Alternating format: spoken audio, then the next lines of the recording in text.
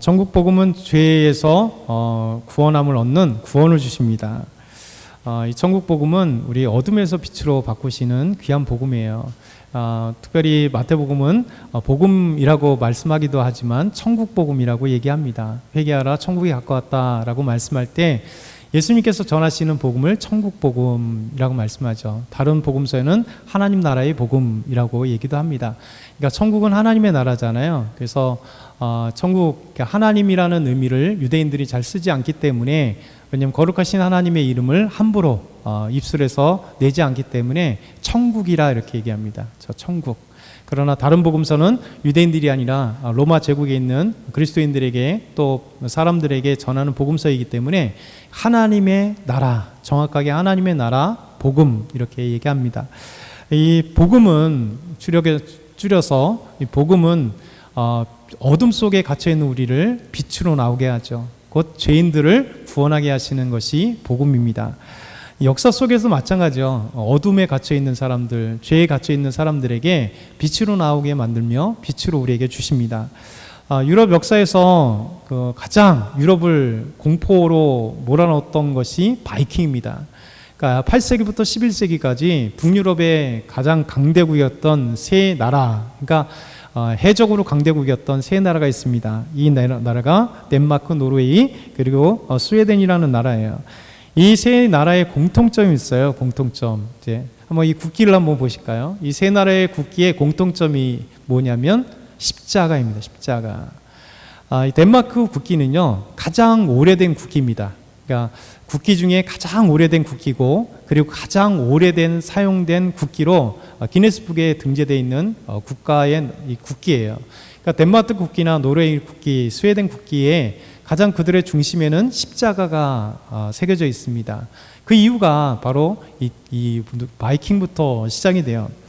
사실 북유럽의 이 세 족속들은요, 아주 무지막지한 족속들이었잖아요. 그래서 유럽 전역을 강탈하고 해적질하고 그리고 약탈하고, 더 나아가서는 많은 사람들을 죽이고, 그리고 여자는 가감없이 잡아다가 자기의 부인을 삼거나 뭐 이렇게 노예로 삼는 그런 일들을 장했던 사람들이 바로 이 덴마크, 노르웨이, 스웨덴이라고 하는 요 나라의 중심이 되는 북유럽의 사람들, 그래서 이 사람들을 바이킹이라 얘기를 합니다. 이 바이킹 때문에 유럽의 많은 기독교인들이 이렇게 기도를 했다 그래요. 주여, 북방 야만인의 노염으로부터 우리를 구해 주소서. 그러니까 얼마나 이 바이킹 때문에 치를 떨고 두려워했는지, 기독교인들이 항상 예배 전에 아니면 예배 때마다 아니면 삶 속에서 기도할 때, 주님, 이 야만인으로부터 우리를 좀 보호해 주십시오. 이 바이킹으로부터 우리를 보호해 주십시오라고 기도했다는 것이죠. 이 바이킹의 세 족속들이 노르웨이, 덴마크, 스웨덴의 이 족속들이요. 그런데 이 바이킹들을 변화시키는 사건이 있었습니다. 여러 가지 사회적인, 정치적인 여러 가지 이유들이 있겠지만, 근본적으로 이 바이킹들을 변화시킨 사건이 뭐냐면 여자들 때문에 삶이 바뀌었어요. 사실 모든 정치는 여자의 손에 놀아나게 되어 있습니다. 조선이든 아니면 전 세계든 실권은 남자가 왕인 것 같지만 실제의 주인은 여자가 왕이에요. 집에 가서 다 바뀌잖아요. 역사는 원래 그래왔습니다. 근데 중요한 거는 뭐냐면 이 바이킹들을 바꾼 것은 기독교인 여자애들이었어요. 왜 그러냐면 이 바이킹들이 유럽 전역을, 더 나아가선 사실 러시아까지 흑해를 건너서 러시아까지 영향을 주고 거기까지 약탈을 했었거든요. 그래서 바이킹들이 유럽을 약탈하고 또 남자들은 다 죽이고 어린아이들 죽이고, 그리고 여자들은 잡아다가 납치해서 자기 아내들을 막 삼고 했던 사람들입니다.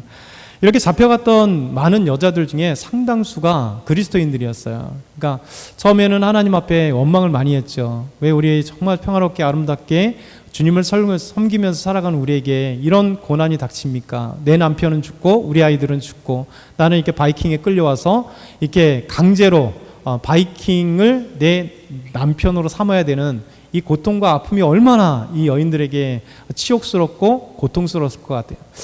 이 여인들이 이제 그렇게 많이 잡혀와서 바이킹들의 아내가 되면서 눈물로 이렇게 삶을 지내오면서도, 그러면서 그들 마음 가운데는 이제 하나님에 대한 뜻을 발견하기 시작하는 거예요. 하나님이 과연 나를 이렇게 삼으신 이유가 뭘까? 비록 이 고통이지만 하나님께서 하실 일들이 뭘까라고 하는 그 마음들을 갖기 시작을 한 거예요.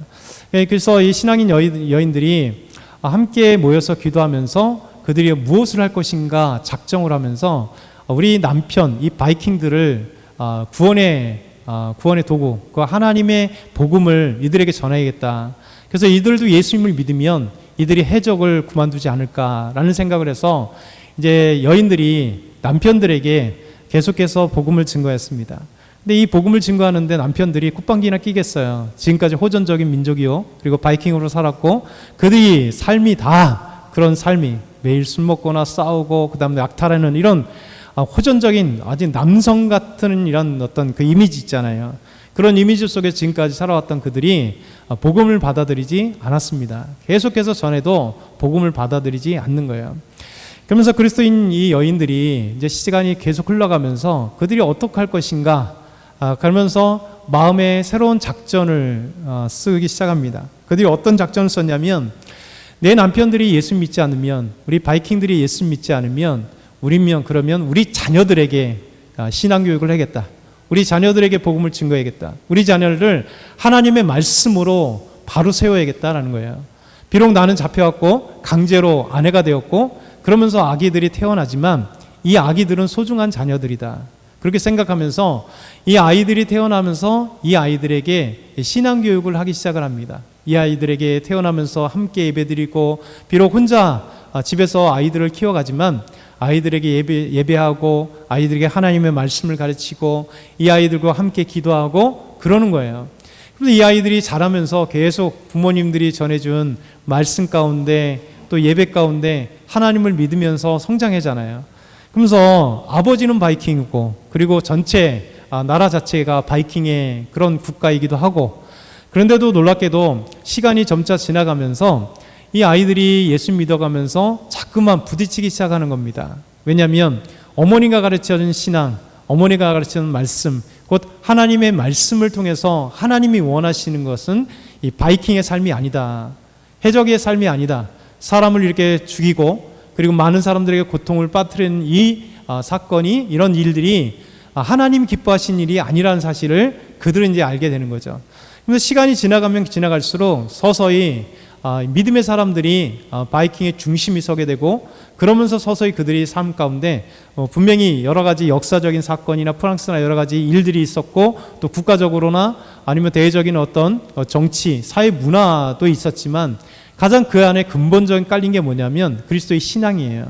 그래서 그들이 바뀌면서 점점 성인이 되고 사회 중심이 돼가면서 이 믿음의 사람들이 이제 바이킹 제국 자체, 바이킹의 어떤 사회를 변화시키면서 서서히 그들이 이제 국가가 돼가고 또 기독교 국가가 되면서 기독교인들이 되니까 이제 그들이 이 바이킹을 더 이상 할 이유가 없이 이제 국가적인 교류, 무역을 통해서 또 그들이 할 수 있는 것들을 하기 시작하면서 그들이 예수 그리스도를 믿는 믿음의 국가들이 되는 거죠.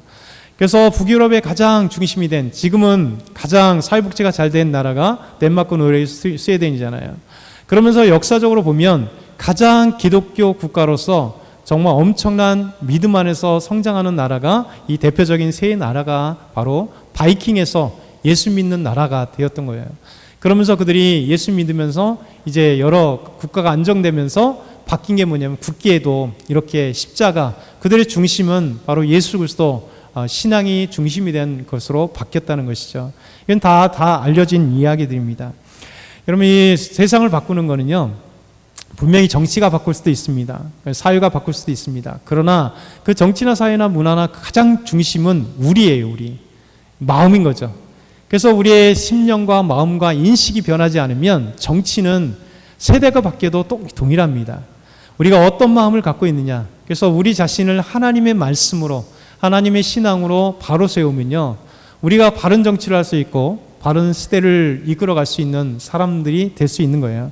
그래서 저 여러분이, 우리가 자녀들 교육을 쉽지 않잖아요. 그렇죠? 우리 자녀들을 어떻게 믿음 안에서 키워갈 것인가, 죽을 때까지 하나님 앞에 기도하면서 고민하면서 우리 아이들이 바로 세워지기 위해서 정말 신앙교육은 쉽지 않잖아요. 왜냐하면 다른 것도 쉽지 않지만 애들이 이제 커가면 우리 말을 안 듣잖아요. 우리 뭐 알아서 하겠다는 거잖아요. 그럼에도 불구하고 여러분 보이지 않게 부모는 엄청난 영향력이 있는 거예요. 자녀들에게 신앙교육을 통해서 보이지 않는 정말 기도하면서 이 아이들에게 하나님의 말씀으로 세울 것은 가장 중심이 뭐냐면 집이에요. 집. 가정에서 보여지는 부모님의 모범, 보여지는 부모님의 그 태도, 보여지는 부모님의 말, 그 부모님이 믿음 안에서 살아가는 그 모습들, 정말 힘들 때마다 하나님 앞에 외치며 기도하는 그 기도의 소리를 아이들이 자녀들을 듣게 되거든요. 자신이 힘들 때 부모가 엄마가 기도하고 있다, 아빠가 기도하고 있어, 하나님이 너를 인도하실 거야, 하나님이 어려움 속에서도 이기게 하실 거야 하면서 우리 자녀들에게 정말 삶에서 나타나는 그 신앙을 교육할 때요, 보이지 않는, 그때는 안 보이는 것 같지만 그 안에 있는 믿음의 씨앗이 하나님이 정말 튀게 하실 그때 빵 터져서 자라기 시작합니다. 그것까지는 우리가 끊임없이 역사하는 거죠. 이 바이킹이라고 하는 이 무서운 해적들을 하고 있는 사람들이 누가 변화시킬 줄 알았어요. 그렇죠? 그러나 그 안에는 하나님의 말씀, 복음이, 살아계신 하나님이 그들의 심령을 바꾸고 변화시켰을 때 정말 8세기부터 11세기까지 두려움을 떨게 했던 이 바이킹들이 이제 완전히 변화되는 역사가 나타나는 것입니다. 우리나라도 마찬가지죠. 우리나라도 이 어둠의 세계, 곧 죄악의 세대, 곧 하나님을 모르는 우리 이 땅 가운데 선교사님들이 복음의 빛을 가지고 이 땅에 왔어요. 어둠의 시대의 복음의 빛을 가지고 왔습니다. 연세대학을 세운 언더우드 선교사님이요, 1885년 이 땅에 왔을 때 그의 부활절에 이런 기도한 것이 지금까지 아주 유명하게 남아 있습니다. 부활절에 하나님 앞에 언더우드 선교사님이 기도했습니다. 1885년, 주여 지금은 아무것도 보이지 않습니다. 메마르고 가난한 땅, 나무 한 그루 시원하게 자라오르지 못하고 있는 이 땅에 저희들이 옮겨와 앉았습니다. 그 넓고 넓은 태평양을 어떻게 건너왔는지 그 사실이 기적입니다. 주께서 붙잡아 뚝 떨어뜨려 놓으신 듯한 이곳, 지금은 아무것도 보이지 않습니다. 보이는 것은 고집스럽게 얼룩진 어둠뿐입니다. 가난과 인슴에 묶여있는 조선 사람들 뿐입니다. 그들은 왜 묶여있는지도 고통이라는 것도 모르고 있습니다.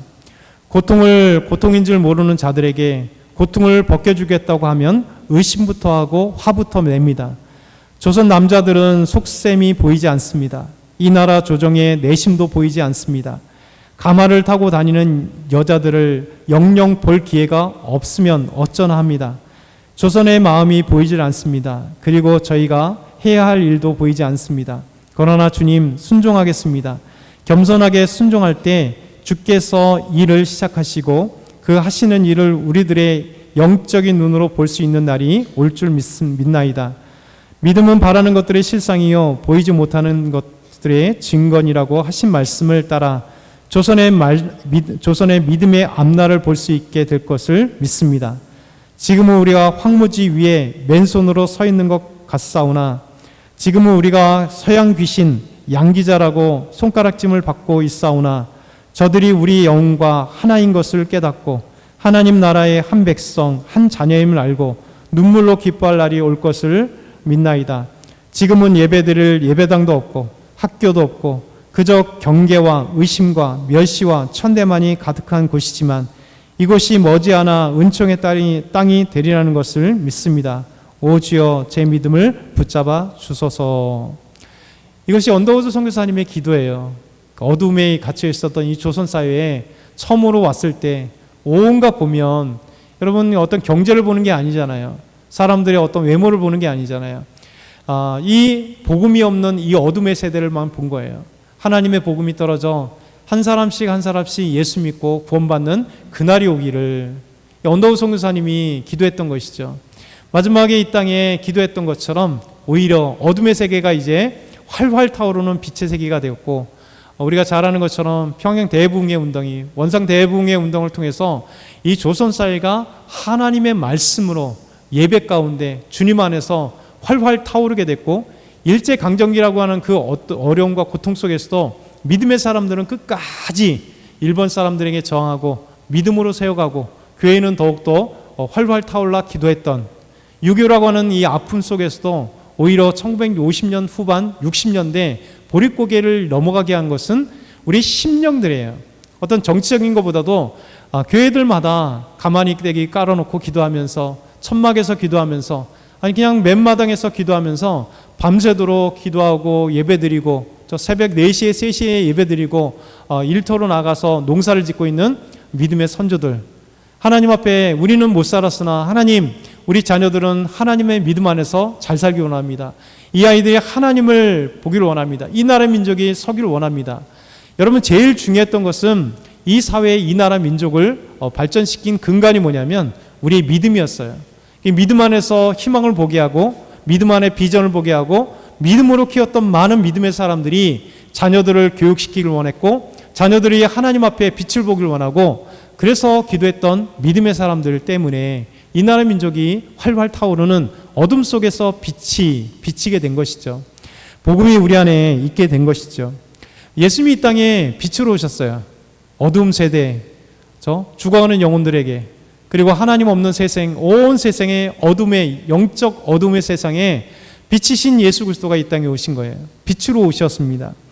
그래서 오늘 말씀 보면 세례 요한이 잡혔다는 얘기를 듣고 예수님께서 이제 나사렛을 떠나서 스불론과 납달리 지경 해변에 있는 가버나움에 사셨다, 이렇게 말씀합니다.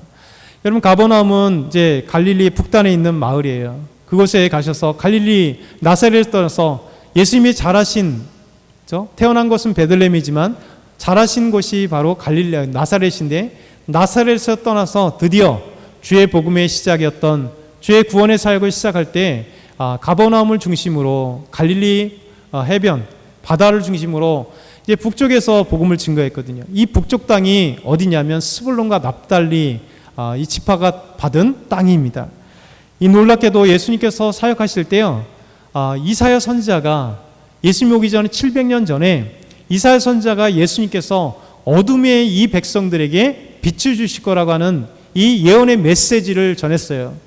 그때 그 메시아이신 예수님께서 700년 후에 이 땅에 빛으로 오셔서 이 어둠의 땅에 빛을 비추시는 놀라운 일이, 이사야 예언의 말씀을 성취하시는 예수 그리스도, 이 말씀을 하시는 거예요.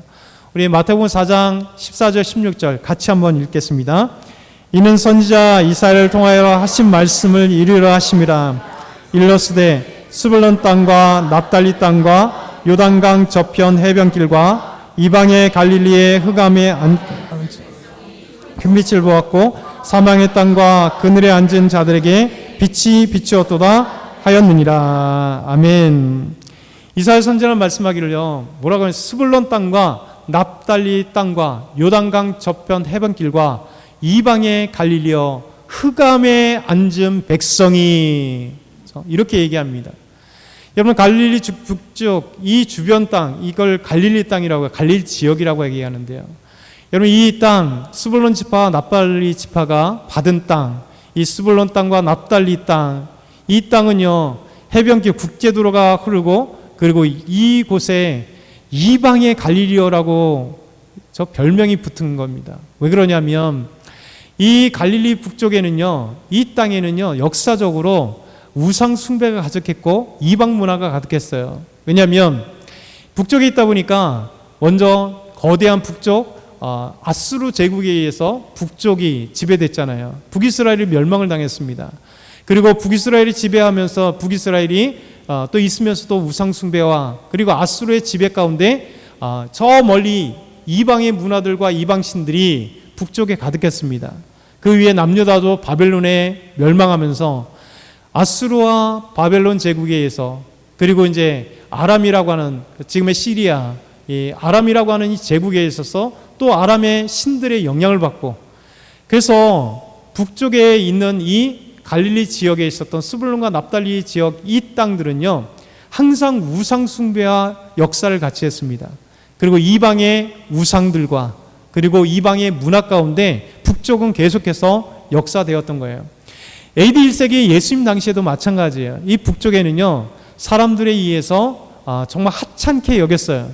그래서 예수님이 나사렛에서 왔다니까 어떻게 나사렛에서 메시아가 나오겠냐, 그리스도가 나오겠느냐라고 이야기한 이유가 뭐냐면 북쪽을 이 예루살렘 사람들은 다 하찮게 본 거예요. 왜냐하면 우상이 가득하고 이방 문화가 가득하고 예수님 당시에는 또 로마 문화가 가득해서 로마와 수리아, 그러니까 지금의 시리아죠. 수리아의 문화가 가득해서 그곳에는 이방 문화들로 가득한 이방의 우상의 문화들이 가득한 지역이었습니다.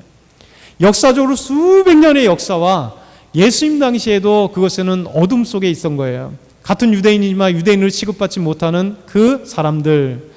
그래서 그것에는요, 역사가 이런 우상의 문화들, 이방의 문화가 가득한 거예요. 이것을 생각해 보면 우리가 잘 아는 것처럼 탕자의 비유 있잖아요. 탕자의 비유. 탕자의 비유에서 탕자가 도망가서 북쪽에 갔습니다. 그리고 갈릴리 주변에 살았습니다. 그곳에서 가진 돈을 다 허랑방탕하고 그가 무엇을 했어요? 돼지를 치게 됩니다. 돼지를 친다는 건 뭐예요?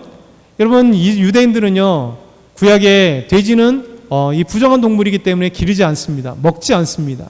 근데 돼지를 키운다는 건 뭐냐면, 돼지를 키운다는 것도 부정한 거지만 돼지 고기를 먹기 때문에 돼지를 키운다는 거예요. 로마 사람들은 돼지를 고기를 먹었습니다. 그리고 북쪽 사람들은 이방의 문화 가운데 이방의 여러 가지 이유 때문에 그들은 돼지고기를 먹었어요. 그러니 북쪽에는 돼지를 키웠기 때문에 더 나아가서 예수님께서 이 거라사 갔을 때 거라사에 귀신 들린 사람이 그에게 귀신이 녹을 때 밖에 있었던 2,000마리의 돼지가 그에게 나온 귀신이 그 돼지에게로 들어가서 돼지들이 바다에 몰살했습니다. 그렇다면 뭡니까? 2,000마리의 돼지를 키우고 있었다는 거예요. 키우고 있었다는 거예요. 여러분, 이것이 중요한 문제예요. 북쪽에는 이렇게 우상 숭배가 가득했었고 우상의 문화들이 가득했고 이방의 문화들이 가득해서 그 안에는 영적 어둠이 있고 하나님이 없었고 그 안에는 죄악 가운데 가득해 있었던 이 땅.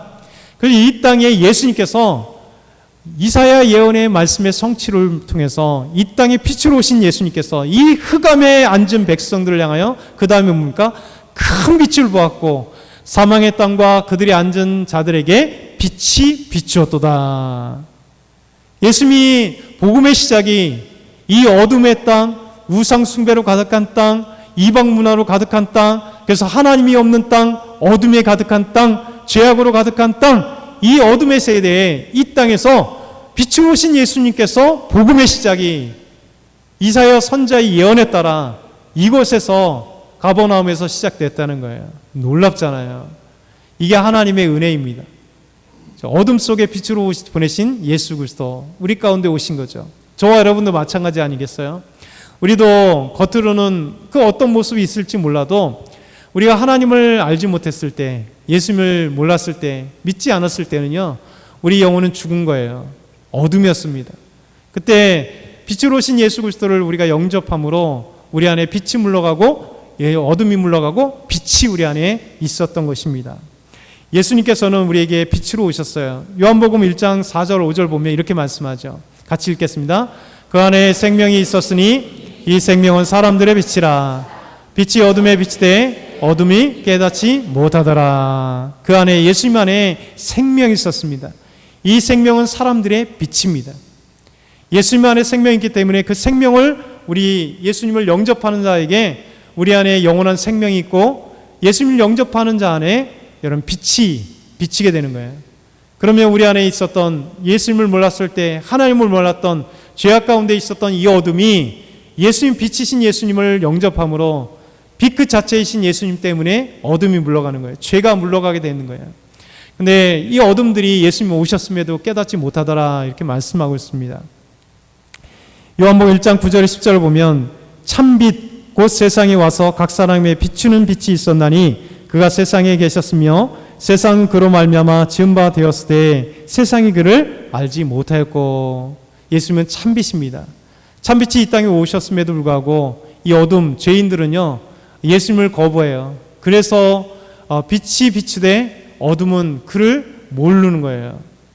여러분 이것이 은혜입니다. 예수 그리스도를 아는 것이 은혜예요. 하나님의 은혜 아니면 우리가 믿음을 우리에게 주시지 않아요. 믿음이 우리 안에 올 때 예수님 영접하게 되고 예수님을 하나님의 아들로 알고 내가 어둠에 있다는 것, 내가 죄인이라는 사실을 깨닫게 되는 거예요. 여러분 내가 죄인이라는 것을 깨닫지 못하면요 이 죄를 해결할 방법을 찾지 않아요. 죄를 해결할 방법을 찾지 않으면 복음을 받아들이지 않습니다. 그래서 우리 안에 예수 그리스도가 임하신다는 것은 하나님의 은혜예요. 내가 죄인이라는 사실을 깨닫게 되므로 이 죄를 어떻게 해결할 것인가, 그 해결 이 열쇠를 하나님이 깨닫게 하심으로 오직 하나 예수 그리스도를 믿음으로 말미암아 구원받는 이 놀라운 진리를 우리 마음속에 깨닫게 하시고 마음속에 예수를 믿게 하시고 마음속에 그 마음을 믿게 하시는 놀라운 하나님의 은혜, 이것이 하나님의 은혜라고 얘기하는 겁니다. 예수님이 이 땅에 빛으로 오셨습니다. 이 빛으로 오신 사건을요, 이 사두개인들과 서기관들과 바리새인 때문에 또 한 번 일어납니다. 이 서기관들과 바리새인들이 예수님을 잡아주려고 항상 기회를 엿보고 있었습니다. 그때 음행 중에 있었던 여인이 잡혔습니다. 이 음행 중에 있었던 여인, 그러니까 현장범을 잡은 거예요. 이 여인을 끌고 온 겁니다. 그리고 도로에서, 이 거리에서 사람들이 보는 앞에서, 구약에 보면 음행 중에 잡힌 여인은 돌로 쳐 죽이라고 그랬거든요. 그러니까 이 여인을 끌고 옵니다. 현장범을 끌고 옵니다. 그래서 예수님께 이렇게 묻습니다. 요한복음 8장 4절 5절 보면, 선생이여, 이 여자가 간음하다가 현장에서 잡혔나이다. 모세는 율법에 이러한 여자를 돌로 치라 명하였거니와 선생님은 어떻게 하겠습니까? 이렇게 말합니다. 그렇죠? 말하겠습니까? 서기관들과 바리새인들이 예수님께 이런 물은 목적은요, 진리를 찾기 위해서가 아닙니다. 그렇죠? 정의를 세우기 위해서가 아닙니다. 성경 우리에게 8장 6절 같이 한번 읽어볼게요. 8장 6절 시작. 그들이 이렇게 말하면 고발할 조건을 얻고자 하여 예수를 시험함이로라. 그렇죠? 서기관들과 바리새인들의 목적은요, 정의를 세우기 위한 것이 아닙니다. 음행에 잡힌, 현장에서 잡힌 이 여인을 바로 그렇죠? 내가 잘못이야 라고 해주기 위해서가 아닙니다. 이렇게 말하면 고소할 조건을, 예수님이 어떻게 말하나 생각하면서 자기들의 뜻과 또 자기들이 판단 기준과 달랐을 때 예수님을 고발할 조건을 찾기 위해서 예수님을 시험하고 테스트하기 위해서 잡아왔다, 이렇게 얘기하는 것이죠. 그때 예수님께서는 아무런 질문을 그들이 질문 받고 대답하지 않으셨습니다. 그래서 땅에 쑥 앉으셔서 땅에 손가락으로 무언가 쓰시는 거죠. 그러면서 예수님께서 일어나셨습니다. 그러면서 예수님이 그들을 향해서 이렇게 얘기해요. 8장 7절 보면 너희 중에 죄 없는 자가 먼저 돌로 치라. 그러면서 다시 앉으셔서 또 땅에 또 글을 계속해서 쓰십니다. 이 글을 보는 사람들마다 노인부터 시작하여 젊은이까지 하나씩 하나씩 예수님의 글을 보면서 떠나가기 시작합니다. 하나씩 하나씩 떠나갑니다.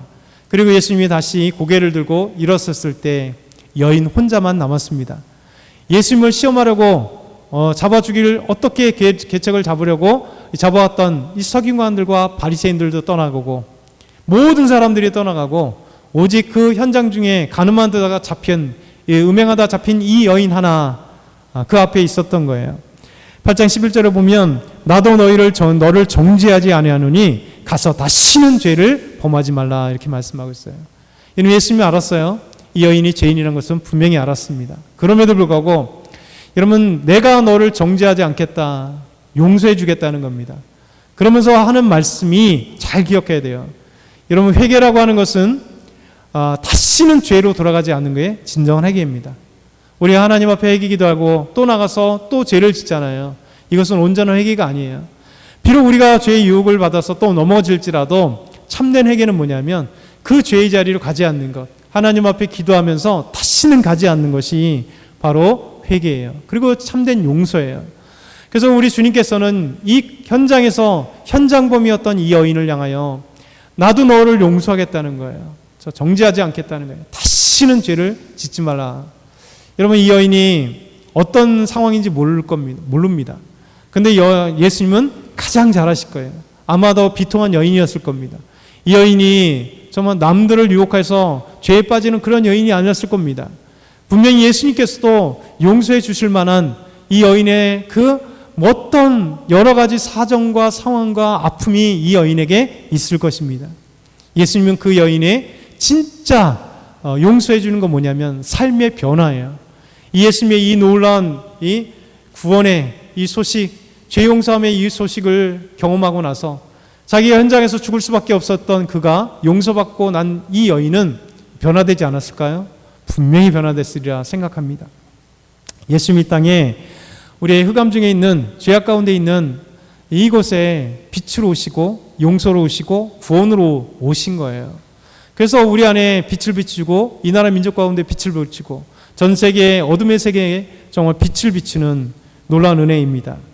그래서 예수님께서 8장 12절에 보면 이렇게 말씀하세요. 같이 읽겠습니다. 예수께서 또 말씀하여 이르시되 나는 세상의 빛이니 나를 따르는 자는 어둠에 다니지 아니하고 생명의 빛을 얻으리라. 아멘. 예수님 말씀하세요. 내가 세상의 빛이니 나를 따르는 자는 어둠에 다니지 아니하고 생명의 빛을 얻으리라. 더 이상 어둠 속에 있지 않는 겁니다. 여러분, 이 어둠이라고 하는 것은 단순하게 죄만을 얘기하지 않겠죠. 우리 삶의 어둠, 고통, 아픔, 삶의 정말 답답함, 사단이 우리에게 주는 겁니다. 사단이 우리의 마음을 지배하는 겁니다. 사단이 지배하여서 끊임없이 우리를 죄 가운데 있게 만드는 거예요. 근데 예수님을 따르는 것은요, 이제 빛이신 예수 그리스도가 우리 안에 가득하기 때문에 삶의 절망 있을 수 있습니다. 그러나 빛으로 나가서 다시 희망을 얻게 되는 겁니다. 비전을 찾게 되는 겁니다. 하나님께 기도하게 되는 거예요. 하나님이 내가 쓸모있는 인생이 되는 겁니다. 여러분, 우리 삶은 끊임없이 사단은요, 우리에게 유혹해요. 너는 쓸모없는 인생이야. 너는 별 볼 일이 없는 사람이야. 너는 할 일이 없어. 너는 비전이 없어. 꿈이 없어. 너는 앞으로 갈 때 더 이상 삶에 희망이 없는 사람이야. 끊임없이 얘기하잖아요. 그리고 현실이에요. 나이가 들어가면서 스스로 있잖아요. 정말 내가 일자리 할 일도 없네. 점점 내 몸이 계속 아파오네. 나는 이제 어떻게 노후 대책을 어떻게 해야 되지? 이런 걱정과 근심들만 계속 쌓이잖아요. 당연합니다. 그럼에도 불구하고 우리가 복음 안에 있으면요, 우리의 삶에 희망이 생겨요. 하나님의 비전이 생겨요. 나에게 있어서 하나님이 하실 일이 뭘까?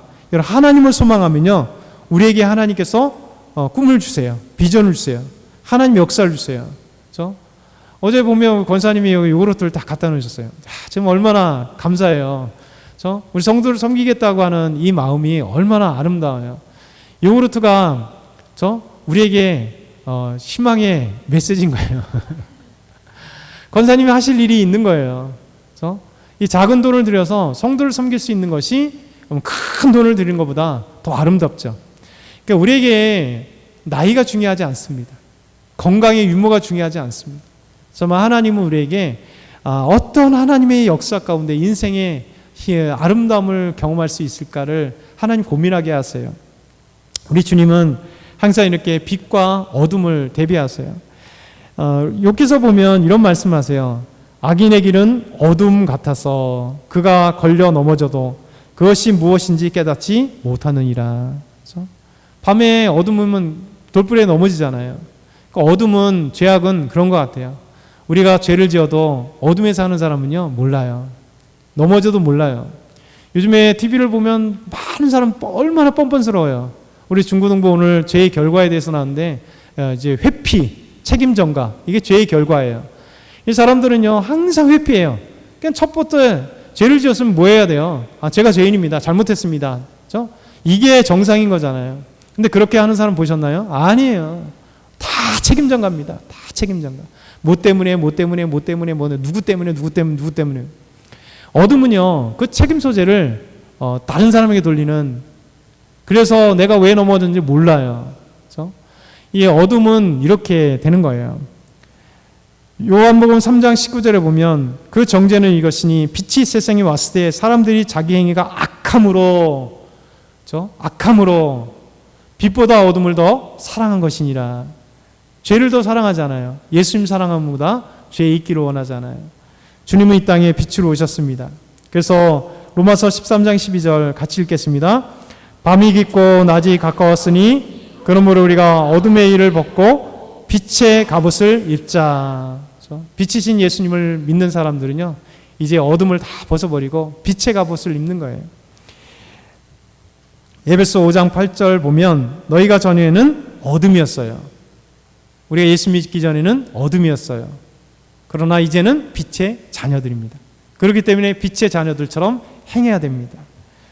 에베소 6장 12절에도 우리의 씨름은 혈과 육을 상대하는 것이 아니요 통치자들과 권세들과 이 세상의 어둠 세상의 주관자들, 사탄의 권세에 있는 것들이죠. 하늘에 있는 악의 영들에 대함이라. 그러니까 어둠의 본질은 사단의 역사 아래 있어요. 죄에 있어요. 그러니까 우리 빛의 자녀들은요, 빛이신 예수 그리스도를 믿는 자녀들은 이제 어둠을 이길 수 있는 힘이 생기는 겁니다. 마지막으로 읽겠습니다. 사도행전 26장 18절, 예수님께서 바울에게 하신 말씀인데 같이 읽겠습니다. 그 눈을 뜨게 하여 어둠에서 빛으로 사탄의 권세에서 하나님께로 돌아오게 하고 죄사함과 나를 믿어 거룩하게 된 무리 가운데서 기업을 얻게 하리라 하더이다. 아멘. 어둠에서 빛으로 가는 저와 여러분 다 되길 소망합니다. 우리 한번 잠깐 함께 기도드리겠습니다. 하나님께서 이 어둠에서 빛으로 우리에게 나오게 하셨는데 빛이신 예수 그리스도가 우리 안에 있습니다.